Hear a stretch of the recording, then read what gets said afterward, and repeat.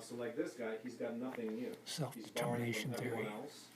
I have nothing new. I'm borrowing from everyone else. This greenhouse build is an example of that. We're borrowing from everyone else.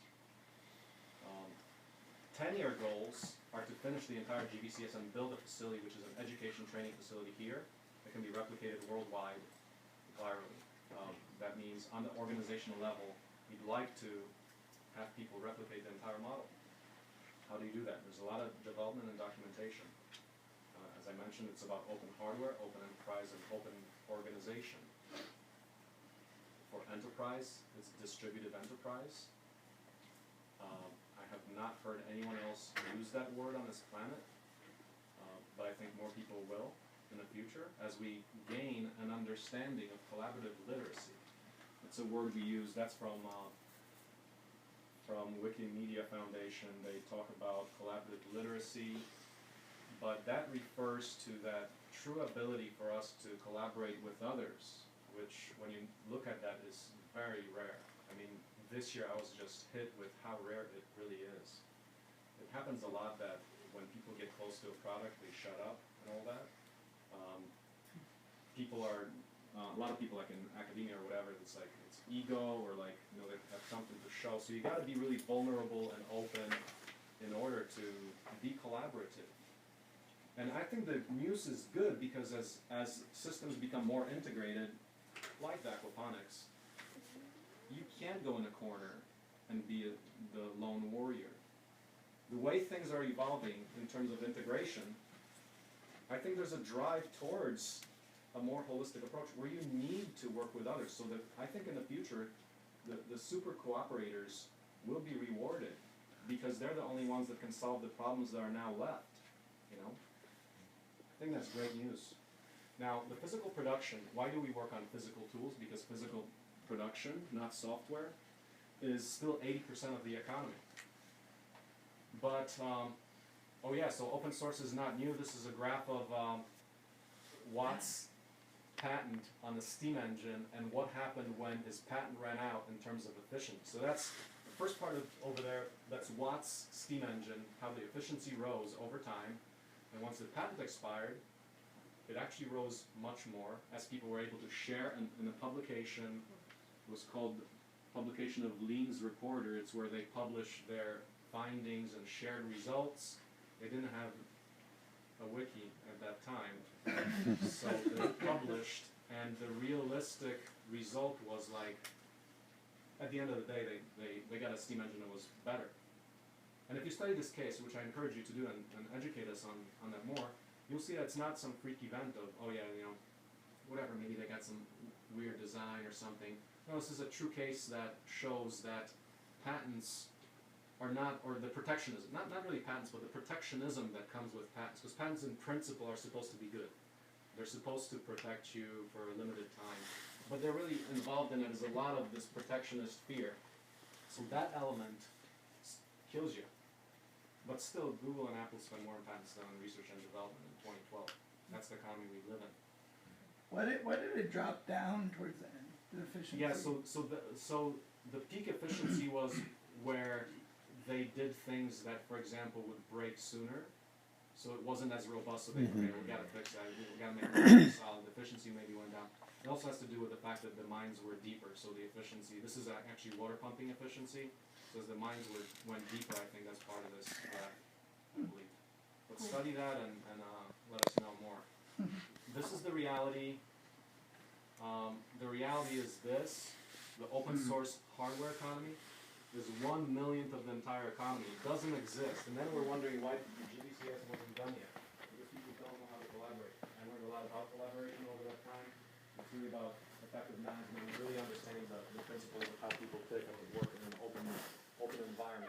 Questions for this workshop? DIY.org. Tom Griffin. I have a 20-acre farm in Texas, and I've been working with OSC for a few years now, giving power cube workshops and things like that. And my expectations, I'm here to learn and help. And get to know all you guys. DIY.org. Okay. Yeah, on the homepage of the wiki there is a schedule of upcoming workshops, and I think around June and August, between June and August, there is a like a red square OEC Extreme. What's that exactly? Oh yeah, that stuff. So next August marks the 10-year anniversary of Factory Farm. So we were thinking about party time, building out a lot of stuff or something like that. We don't know exactly what it's going to No look like. business as usual. Usual for the 10th anniversary of Factory Farm. We don't have any concrete plans for that Okay. yet. But we are going to host our first ever retreat for the core developers in like end of January or something like that. So we're inviting the people that have been, people like Tom and Alec and all those who've been involved in this project for a time, and our core, what we would call core developers in the project. So, yeah. Other questions? Anything else? Okay, so I'm gonna roll right into, let's see, general workflow for the week. First 3 days, today is the walls, that's the goal. To do that, we're gonna have to put the bottom plate on the existing foundation, strip off the foundation forms, put on the bottom plate, a little sill insulation, and then from that, so we just basically stack the wall modules on. So as soon as, so we're gonna get into the workshop and build the wall modules. Some of them are already done, which are some of the simpler ones. Katerina's gonna lead the one, let's look at this. So in here, Katerina's gonna take finishing those 3 ones. I'm gonna take the front, as in like quality control, pretty much all. My goal is, one of my other goals is to do nothing in this workshop. So, yeah, but we do have these glazed, the doors actually have been done. So the early team, I think your early team built all 4 doors and 2 windows, and we are halfway through another 3 or 4 modules that we can knock out like in an hour. Yeah. So, but other than that, you get plenty of hands-on experience in terms of building these other ones, and I think and hope it will be a very rewarding experience to see how when you build these panels, they can just go up like that. At best, it could be like 5 minutes to make the connection. You put it into place, 5 minutes, put them up next to each other. They're light enough that the procedure will probably like start, this corner is, it's kind of, that's what we're thinking, we'll probably start with that one right there because, or start with that corner because you can go in 3 directions. So it's a good place to start. The walls are so light, or light enough that a team of people, like, if we bond these together, you can actually shift them around. Like, well, I mean, we're gonna start, if we start at that corner, that's fine. But if we have, it depends how the workflow goes. We might have like many of them done at the same time. In which case, hey, let's just start installing them. So if we have many more done than, many done about the same time, we can actually start from, that corner, we can even start from that corner at the same time, because like say when we're putting these together, we just don't put them into the bottom bond beam, the sill plate, don't attach them there, so we can still shift them around to close the gap precisely. So the procedure is going to be that you build the panels. In order to make that space airtight, there's going to be a nicely insulated structure here. Just put a little bit of, we just decided to go with simple fiberglass, just cutting off thin strips of fiberglass to just put on the edges so when they butt up, they're not adding much to space, but they're definitely closing the gap. So just a very simple step there. Otherwise, if you have a gap somewhere where something is not lining up, you're going to get cold air. We're going to caulk everything at the end. We've got lots of caulk and guns for that. Not too many guns maybe, but at least 2. We can run to this car. Panels are going to be mobile. Once we see that it all fits and it's aligning on a foundation, we can screw them down, and we'll see how it goes. So I'll be pretty much up there to do that. Any questions about that general workflow on that? Any concerns? The goal is to do this, once from the time that all the panels are built up, it would take, it would be absolutely amazing if it took like 2 hours to screw them all together and get to this shape, and then just kind of finish screwing that off. But that's the kind of goal we're aiming for. at best 5 minutes to screw two panels together, you know, and there's, in this system here, there's 24 times 5, that still adds up to 100, but that's assuming linear. We're gonna be working in parallel. So we'll see how well we can do. It's an experiment for all of us. I mean, let's see what happens. In this case, we haven't done a system like this before. Before we were working with like brick wall modules and things. So it's a nice opportunity to see how well we can do on this. The question is not really for me, but maybe for everybody else. How exact do we have to be on this build?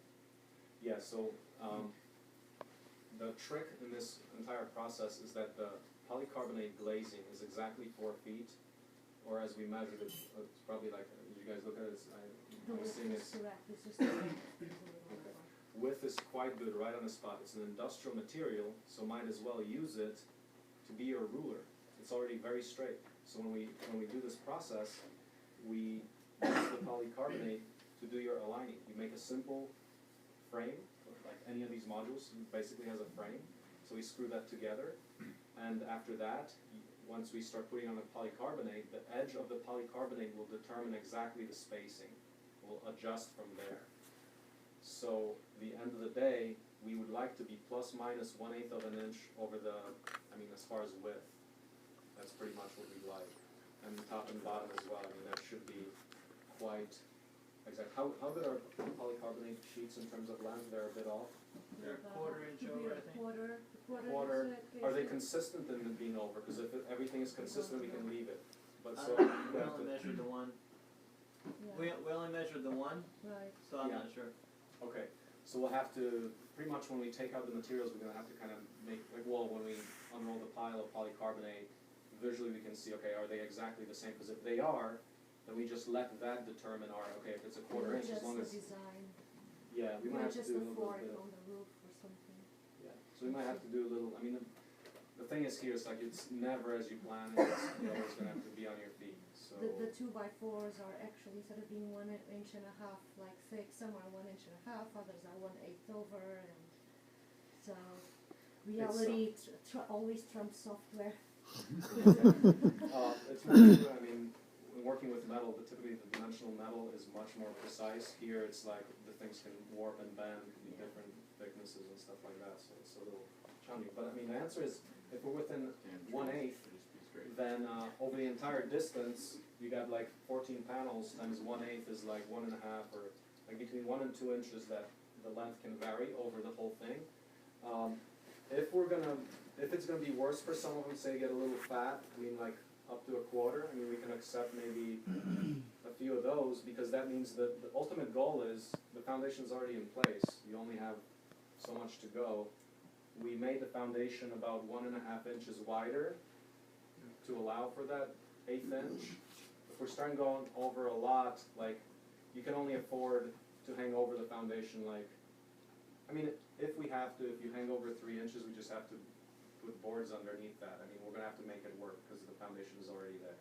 So the point is, do it as well as you can, letting the dimensional polycarbonate dictate the exact dimensions. You'll see it right there. It's like, you can see how, by eye, you'll always be within like a 1/16, as you see, it's like, you look at it, is it line, do the edges, are the edges right on? So, and